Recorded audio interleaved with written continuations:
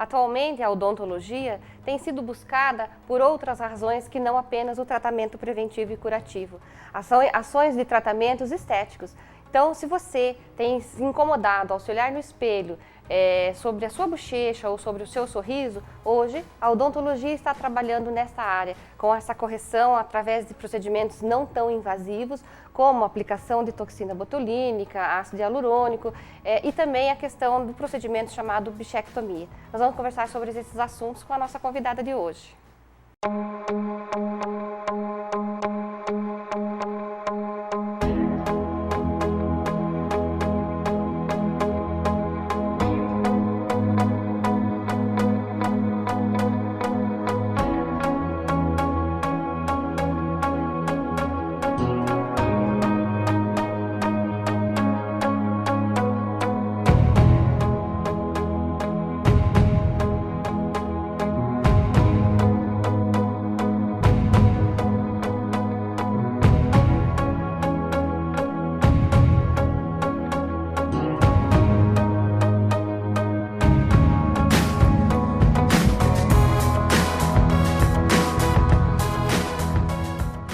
Nós estamos conversando com a professora Silvia Sossai, dentista, professora do curso de odontologia e que está atualmente trabalhando nessa área da estética. Obrigada pela tua vinda aqui, Silvia. Eu que agradeço o convite, Maristela. Silvia, vamos aí minimizar as nossas curiosidades, né? A gente conversava agora há pouco sobre esse nome tão difícil de falar, bichectomia, né? O que é esse procedimento? Há quanto tempo está sendo usado? Você está trabalhando também com esse procedimento? Sim. Bom, só voltando um pouquinho sobre esses procedimentos novos em odontologia, hoje em dia, muito mais do que atuar no dente, na gengiva, a odontologia tem se ampliado um pouco e foi para fora da boca, né? Por que isso aconteceu? Muitas vezes, nós, dentistas, nos frustrávamos ao terminar um tratamento dentário, gengival, e ao ver o conjunto desse tratamento, desse resultado estético, alguma coisa não estava bacana. Então, havia necessidade de correções externas que até então nós não estávamos aptos ou habilitados ou autorizados a realizar. Então, alguns profissionais pioneiros começaram a estudar, a aplicar, a utilizar e hoje, graças a Deus, a odontologia ampliou a área de atuação e a gente pode atuar fora da boca nessa área estética também, não só estética, mas funcional. Você comentou que a gente vai falar da parte estética, inclui aí a toxina botulínica, o ácido hialurônico e a cirurgia da bichectomia. Então, a gente foi para fora da boca para buscar esse resultado que complemente a obtenção do tratamento dentário e gengival, né? A bichectomia, ela leva esse nome estranho, né? Porque ela se refere à remoção de um corpo adiposo chamado bola de Bichat, que foi descrito por um anatomista, Marie Bichat, então acabou levando o nome dele. Por isso o nome bichectomia, remoção da bola de Bichat. Mas também é um sinônimo, lipectomia jugal. Tá? Silvia, bichectomia. Explica para nós o que é esse procedimento, como surgiu, já tem alguns anos que está sendo trabalhado. Sim. A bichectomia, esse nome estranho, ele vem devido à remoção do corpo adiposo chamado bola de Bichat, que foi uma estrutura identificada por Marie Bichat, um francês, um anatomista francês, então acabou levando o nome dele, bichectomia, remoção da bola de Bichat. Esse procedimento ele não é novo, ele já tem décadas, desde 1980 que ele é realizado, principalmente nos Estados Unidos, Canadá. No Brasil, ele tomou uma proporção maior esse ano em função de ir para a mídia. Então, houve um programa numa grande rede de televisão que acabou expondo esse tipo de cirurgia estética, né, que reduz o volume das bochechas e acabou chamando a atenção de muita gente. E por ser um procedimento que é feito intraoralmente, com anestesia local e uma área de amplo conhecimento do dentista quanto à anatomia, começou então a ser realizado por dentistas. Na verdade, nem começou a ser realizado, ele já era, mas de uma maneira um pouco diferente. A remoção da bola de Bichat, a bichectomia, ela já era feita pelo dentista para usar essa gordura como membrana biológica em alguns procedimentos. Então, se ele já remove a bola de Bichat para procedimentos terapêuticos, também pode remover para a parte estética. Você falou, Silvia, aqui nos Estados Unidos já tem algum tempo. Sim. Lá também é com um profissional dentista ou não, em todas as áreas, né, em todos os países, até então a bichectomia vem sendo realizada por médicos cirurgiões plásticos. E quando isso surgiu no Brasil e também em outros países, também os dentistas já estão realizando, isso para a área odontológica é um pouco novo, não é uma coisa que vem de décadas. Embora a gente tenha relatos de profissionais da odontologia que já realizam isso há alguns anos, né, principalmente cirurgiões bucomaxilofaciais. Só que não havia uma divulgação muito grande em relação a isso. Por ser assim uma cirurgia estritamente estética, ela pede resultados. E odontologia a gente trabalha mais por meios, então ela não era muito divulgada. Mas agora já está na área, está todo mundo procurando, os dentistas estão se habilitando. Precisa fazer o quê? Um curso de especialização, um aperfeiçoamento? Sim, é o seguinte, para que a gente possa realizar algum procedimento em odontologia, eticamente ele tem que ser odontológico, o profissional tem que ter habilitação para realizar o procedimento. E hoje, a bichectomia, assim como outros procedimentos, ácido hialurônico, a toxina, ela não está no currículo regular. Então, quem quiser realizar a bichectomia tem que buscar cursos de habilitação. E já existe vários esparramados aí pelo Brasil. Então, o dentista não vai sair fazendo a bichectomia. Ele tem que se preparar, porque é uma cirurgia que, embora pareça simples, ela tem que ter muitos cuidados, porque ela trabalha com uma área onde passam vários vasos e nervos, que pode levar até uma paralisia facial. Então, tem que ter zelo, tem que ter cuidado e preparo para realizar. Não dá para realizar sem curso. É necessário eticamente que se faça cursos para habilitação. Para quem está nos assistindo e possa entender ou perder o medo, né, e criar coragem para fazer. Quanto tempo dura o procedimento? O pós-operatório envolve o quê? Jejum, cuidados, dor, sangramento? Certo. Vamos iniciar assim, da seguinte maneira. Como pré-operatório. O pré-operatório é parecido com muita cirurgia odontológica. O paciente não precisa de um jejum pré-operatório, tá? A única coisa que vai ocorrer, a gente pede mulheres não virem maquiadas, homens não virem barbeados, para ajudar na antisepsia facial, né? Não atrapalhar. Até se alimentar bem 1 hora antes, para poder realizar o procedimento, não com exagero. É feito antibiótico terapia, uso de anti-inflamatório, analgésicos para minimizar os sintomas da cirurgia. A cirurgia em si, ela é uma cirurgia ambulatorial, então é feita dentro do consultório odontológico.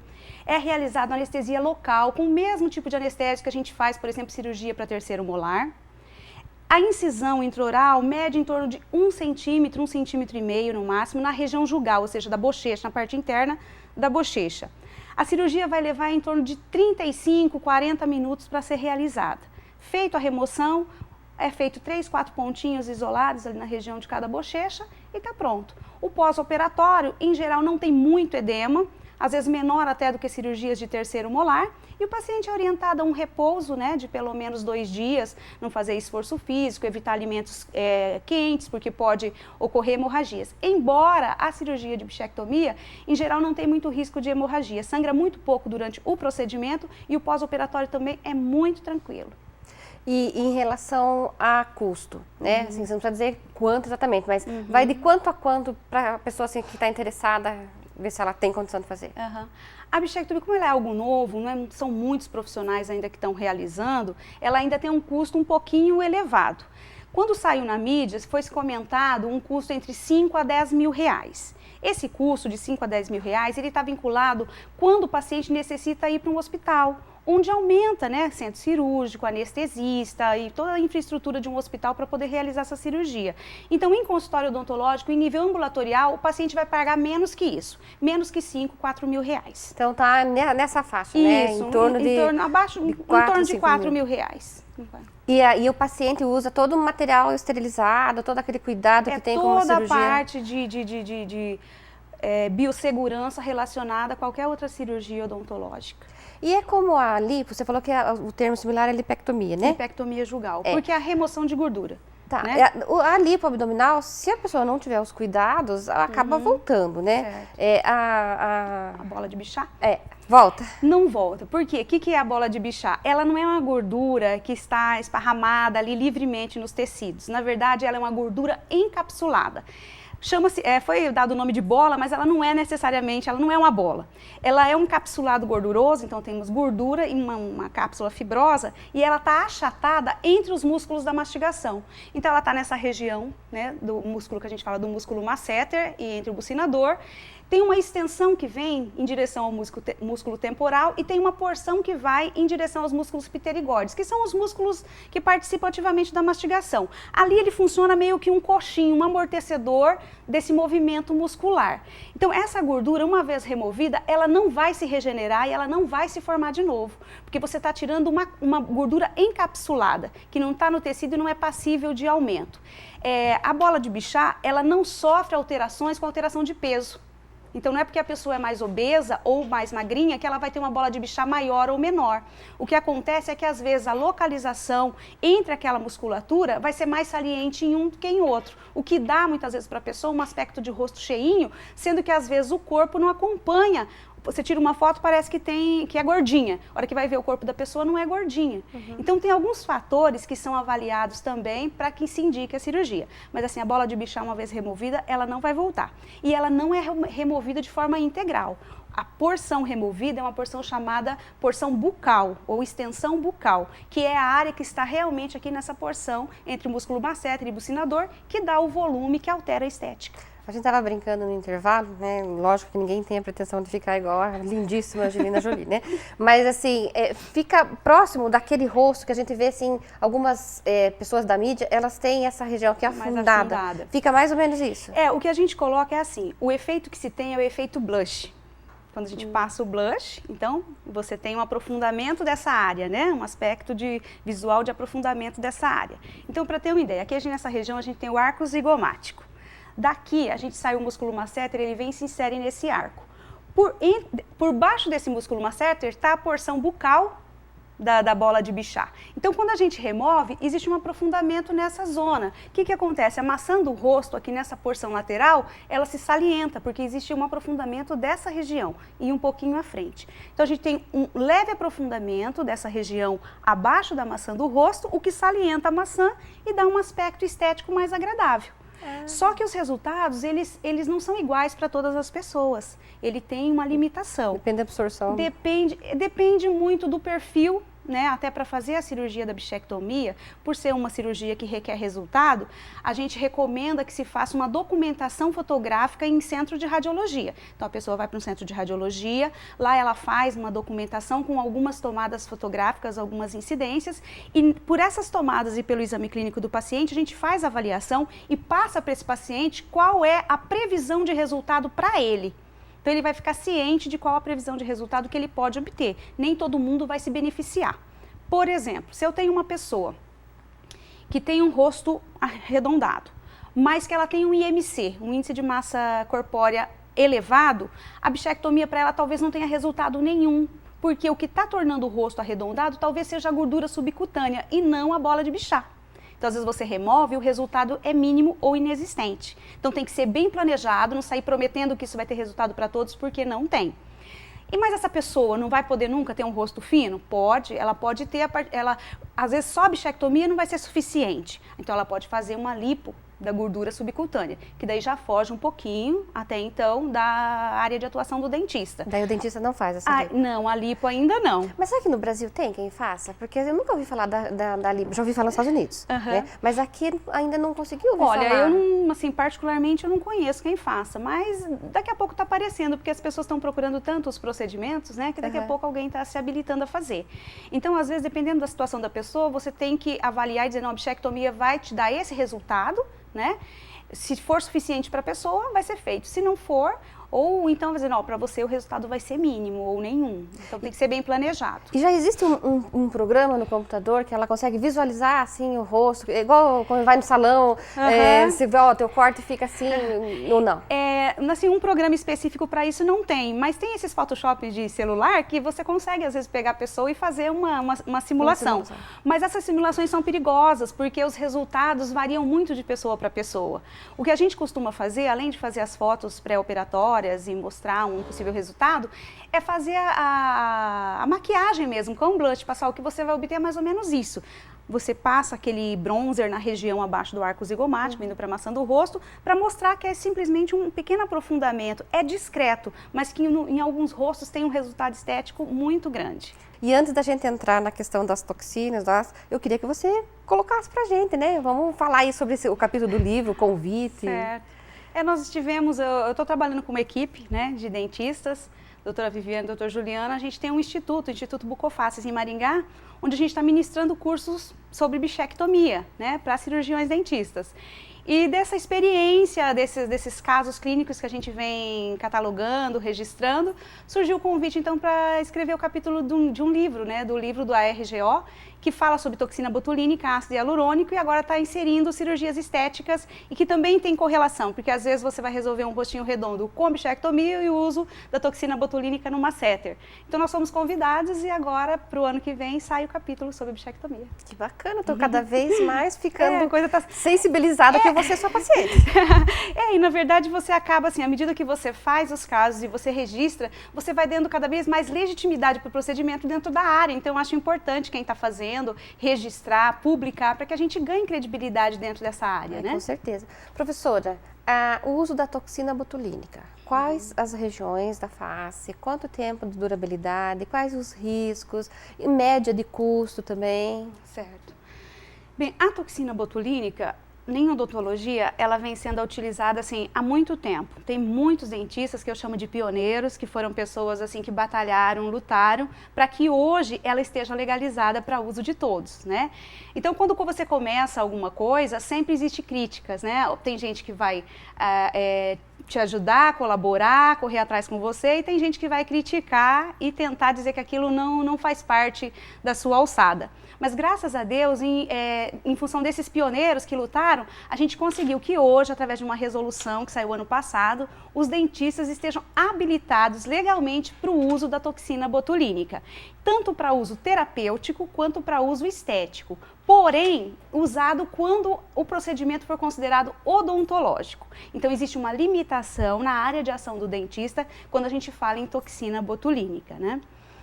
A toxina botulínica, ela é, como o próprio nome está dizendo, uma toxina produzida por uma bactéria, o Clostridium botulinum, e ela tem a ação de paralisar a musculatura. Então ela foi utilizada inicialmente como terapia em problemas neurológicos e depois começou a ser utilizada na parte estética. Por quê? Quando você aplica a toxina botulínica, ela evita a liberação da acetilcolina e isso não induz a contração muscular. Então não vai atuar propriamente no músculo. Ela vai influenciar nesse sinal elétrico, neurológico, vai evitar que ocorra a indução da contração do músculo, né? E isso faz com que, quando o músculo está paralisado, nós evitamos que a nossa pele se enrugue. Quando nós temos uma pele com bastante fibra colágena, com bastante fibra elástica, ela enruga e volta ao normal, enruga e volta ao normal. À medida que essa contração ocorre ao longo dos anos e a nossa pele começa a sofrer também perda dessas substâncias, fibra colágena, fibra elástica e também mais desidratada, começa a se formar os vincos. Né, começa a causar quebras, vamos dizer assim, no nosso epitélio. E daí se tornam as rugas que a gente chama de ruga estática, aquela ruga que eu tô parada, mas mesmo assim ela tá ali já, porque a minha pele já tá marcada pelo tempo naquela área. Então a toxina botulínica não vai agir nas rugas estáticas, ou seja, aquelas rugas que mesmo em repouso eu já tenho. Aí nós vamos ter outro tipo de produto para agir nessas rugas. Então a toxina, ela vai agir nas rugas dinâmicas, no momento em que eu movimento o meu rosto, os músculos da mímica, a minha pele não vai contrair porque os músculos estão com a contração minimizada. Esses músculos da mímica são o quê? A testa? Não. Na verdade, os músculos da mímica, ele envolve toda a nossa face, né?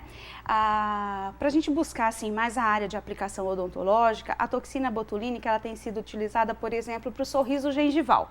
Então, nós temos músculos que se inserem superiormente e vêm em direção ao lábio, que quando são paralisados pela toxina, evitam essa contração exagerada. Então, quando nós sorrimos, muita gente mostra demais a gengiva. E isso, às vezes, acaba ficando antiestético. Para minimizar esse sorriso, bloquear um pouco essa puxada, vamos dizer, do lábio superior, então você faz aplicações em determinadas áreas.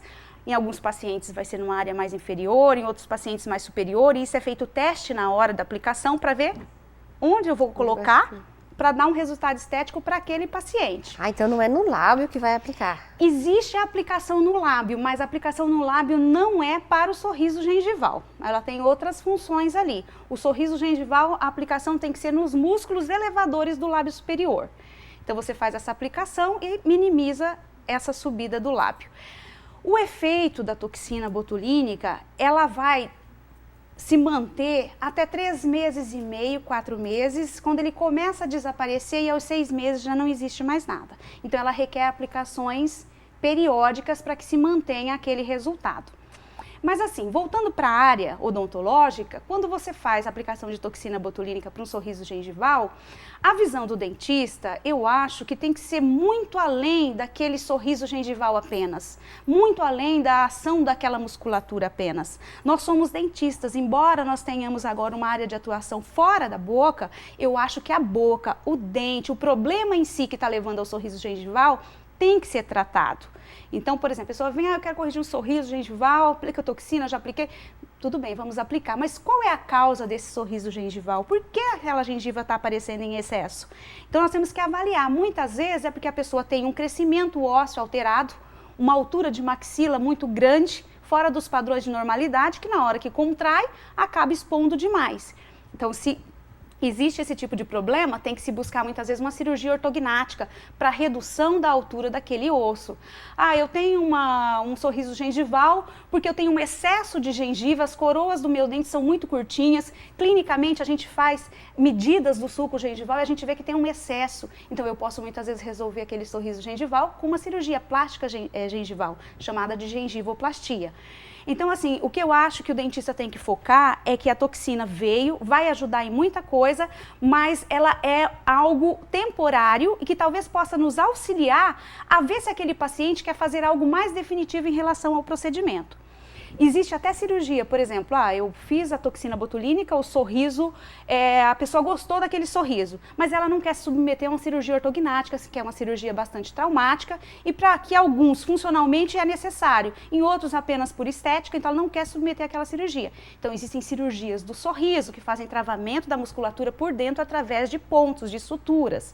Então faz primeiro a toxina, gostou do resultado, parte para um tratamento mais definitivo. De uma maneira assim, um pouco leiga até de colocar, seria mais para que fizesse um teste para ver como vai ficar. Porque no caso do sorriso gengival, eu fico imaginando assim, o custo a longo prazo ele se torna alto, isso, né? Por exemplo, tem que ter um bom poder aquisitivo para cada 6 meses você estar fazendo a aplicação. Exatamente. O que a gente percebe é o seguinte, a pessoa que te procura inicialmente para corrigir um sorriso gengival, por exemplo, de 3, 4 milímetros, que não é muito, normalmente a gente sorri, mostra as papilas, que é aquela gengivinha que está entre as coroas do dente, e 1, 2 milímetros da gengiva. Tem gente que mostra lá 3, 4, 7, 8. Então, quando o sorriso gengival é mínimo, a pessoa aplica uma vez e às vezes ela não se anima a aplicar mais porque ela já não tinha um sorriso desagradável com 3, 4 milímetros, né? A pessoa que vai querer realmente continuar fazendo aplicações ou buscar uma solução mais definitiva para aquele sorriso, são as pessoas que realmente ao sorrir têm um constrangimento muito grande, porque sorrir a gengiva aparece o tamanho da coroa ou mais do que a coroa. Então vai ter casos em que a pessoa realmente vai querer se submeter a fazer temporariamente aquilo, porque realmente ela tem um constrangimento e a estética é algo muito pessoal, às vezes o outro nem está notando, mas se você nota, você se sente mal e quer resolver. E tem outros que não, faz uma vez, fala, não, achei que não foi tão assim, tá bom do jeito que tá, ou tirando só um pouquinho da gengiva já vai resolver. Então depende de cada pessoa. Tem outras situações, esse foi um exemplo, o sorriso gengival, que é um exemplo bastante característico e é bastante inserido na área odontológica. Um outro assunto bastante importante dentro dessa área da toxina na odontologia são as cefaleias tensionais. Pessoas que sofrem com dor de cabeça crônica em função de apertamento dentário, de manter os músculos da mastigação muito contraídos. Então, para essas pessoas, o benefício é muito grande. Volto a dizer, a toxina não vai solucionar para sempre o problema daquele indivíduo. Ele vai minimizar efeitos, tá? Para esses casos, são feitas a aplicação de toxina botulínica nos músculos da mastigação, principalmente masseter e temporal.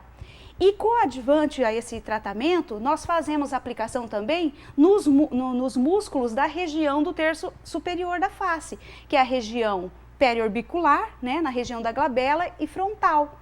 Por quê? No momento em que você está com quando você tem cefaleia tensional, isso ocorre porque você contrai muita musculatura naquela tensão do apertamento dentário. E isso não trabalha só com um grupo muscular, todos os grupos musculares da cabeça e pescoço acabam interferindo nessa cefaleia. Então o dentista aplica a toxina na região frontal, na região dos olhos, na região da glabela, aplica, geralmente relacionado a esse contexto da cefaleia atencional. Outro ponto importante para se colocar é que antes do dentista tratar uma cefaleia atencional, como uma cefaleia atencional, ele deve esgotar todas as possibilidades de que aquela cefaleia não seja relacionada a algo mais grave. Então, o paciente chegou no seu consultório, você, eu tenho dor de cabeça crônica, né, dói essa região frontal, dói a região aqui do ângulo da mandíbula, você vai fazer uma investigação nesse paciente na área dentária, porque a cefaleia atencional, em geral, ela vai ter resultados, ela vai ter, como é que se diz, sintomas e sinais dentro da boca do paciente. E aí eu vou intervir também como dentista dentro da boca, solucionando problemas que estão levando a essa cefaleia. Às vezes é uma dimensão vertical que está perdida devido ao desgaste excessivo dos dentes, uma dentadura que está muito tempo na boca deve ser trocada, né? Então eu vou ver a parte dentária para resolver esse problema. Além disso, e muito além disso, se esse paciente sofre com dor de cabeça crônica, eu mesmo identificando problemas dentários, primeiramente ele deve ser encaminhado ao neurologista, porque existem centenas de cefaleias. Então nós não somos capazes de diagnosticar um tipo de cefaleia só e excluir todas as outras. Então a gente tem que pedir ajuda profissional, fazer essa inter-relação, manda para o neurologista e ele vai excluir a possibilidade de existir alguma outra coisa mais grave. Aí sim você parte para o uso da toxina ou da reabilitação bucal.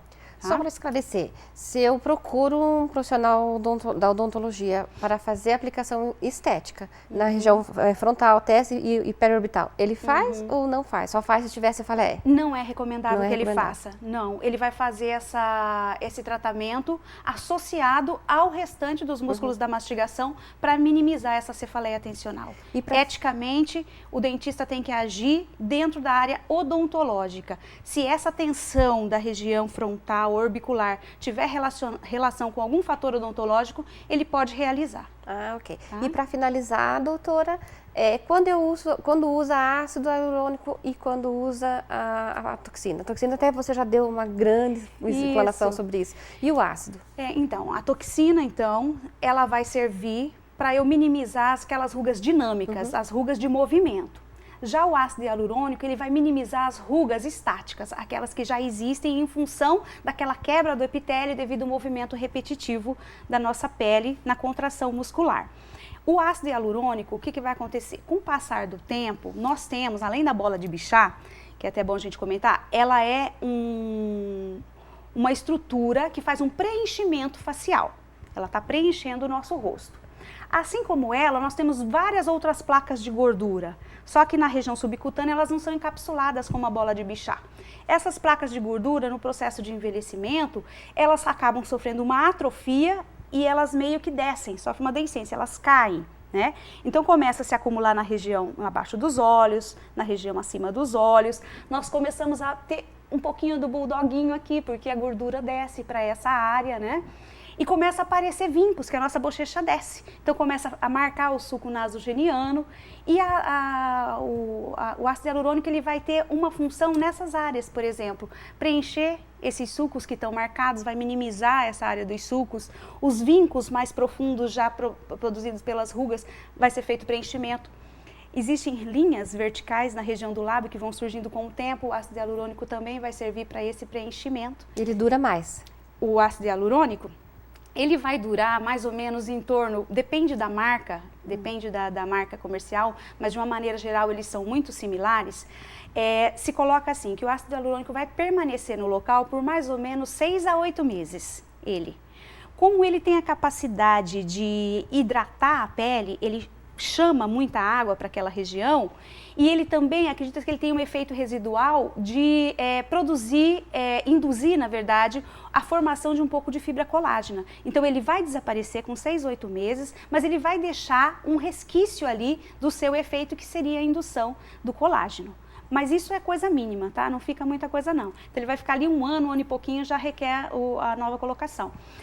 A região do lábio também, nós falamos do sulco nasogeniano, né? Ele também serve para o preenchimento labial, tanto para dar um contorno, né, nessa região do filtro, no contorno labial, para dar volume. E isso é muito legal em odontologia, porque às vezes você faz um tratamento estético dentário e a pessoa continua com a boca muito fininha. Então, é um complemento. Eu sempre volto a falar nisso, porque eu acho que o dentista ele não deve deixar a sua essência, que é o dente, que é dentro da boca. Isso tudo é complementar. Então, eu faço o tratamento odontológico e complemento um volume de lábio, né, uma melhor postura labial, através do ácido hialurônico. E assim, não é só em lábio, não é só em suco nasogeniano, tem várias outras aplicações que pode ser feito com ácido hialurônico. Embaixo do mento, para aumentar um pouquinho o mento. Pode ser feito nessa zona aqui onde existe um aprofundamento para ganhar um pouquinho de volume e perder um pouco essa saliência devido à deiscência da gordura. Desculpe, a deiscência da gordura. Então, tem várias outras aplicações. Bastante coisa, né? Bastante coisa. Silvia, obrigada pela tua presença aqui. Eu que agradeço. Por essa explicação maravilhosa, que com Imagina, certeza muita gente estava aí cheio de dúvidas e que você esclareceu muito bem. Muito obrigada. Obrigada. O programa Saúde e Consciência fica por aqui. Hoje nós conversamos com a professora Silvia Sossai. Falamos aí sobre os novos caminhos da odontologia na área de estética. Um abraço, até o próximo programa.